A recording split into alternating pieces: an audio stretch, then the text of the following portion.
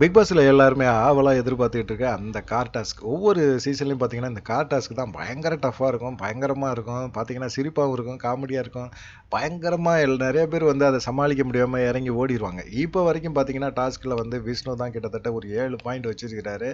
அதுக்கப்புறம் பார்த்தீங்கன்னா, எல்லாருமே காண்ட்ல இருக்கிறாங்க. என்னடா விஷ்ணு இவ்வளோ பாயிண்ட் வச்சிருக்கான் அப்படின்னு சொல்லிட்டு. ஏன்னா, நிக்சன் தான் முதல் 4 பாயிண்ட் வச்சிருந்தான். இப்ப நிக்சன் தோத்து போயிட்டான் அப்படிங்கிற கடுப்புல இருக்கிறாங்க. அதோட மாயா வந்து என்னடா இது என் கூட தான் எல்லாமே விளையாண்டுக்கிட்டு இருந்தீங்க. பூர்ணிமா 4 பாயிண்ட் வச்சிருக்கு. நான் கம்மியா இருக்கிறேன். அப்படிங்கிற மாரி ஒரு கோவத்துல இருக்கிறாங்க. நிக்சன் வேற இந்த இதுல விட்டுட்டோமே அப்படிங்கிற காண்ட்ல அவன் வேற கத்திட்டு இருக்கான். அவன போய் சமாதானப்படுத்த பூர்ணிமா போறாங்க. ஏய் என்னதான் நடக்குது இங்க? அப்படிங்கிற மாரி மாயா பயங்கர காண்டாயிட்டாங்க. என்னதான் இருந்தாலும் அவங்களும் ஜெயிக்கணும்னு தானே ஆசைப்படுவாங்க. அதனால கண்டிப்பா இனிமே வர டாஸ்க்ல நம்ம வந்து விடக்கூடாது அப்படிங்கிற மாரி அவங்க நினைக்கிறாங்க. ஆனா கார் டாஸ்க்ல வந்து விஷ்ணு கண்டிப்பா நான் ஜெயிச்சுருவேன் அப்படிங்கிற மாரி எண்ணத்துல அவரும் இருக்கிறாரு. இப்படி தொடர்ந்து பார்த்தீங்கன்னா, எல்லாருமே பயங்கர போட்டி மனப்பான்மையோட இப்போ விளையாட ஆரம்பிச்சிருக்காங்க. பிக் பாஸ் இப்போ தான் சுறுசுறுப்பாயிட்டே இருக்குது. பார்க்கலாம் என்ன நடக்கும் அப்படின்னு சொல்லி. இந்த கார் டாஸ்க்ல யாரு ஜெயிப்பா அப்படிங்கிறத நீங்க நினைக்கிறீங்க அப்படிங்கிறத உங்க கமெண்ட்ட சொல்லுங்க. நன்றி, வணக்கம்.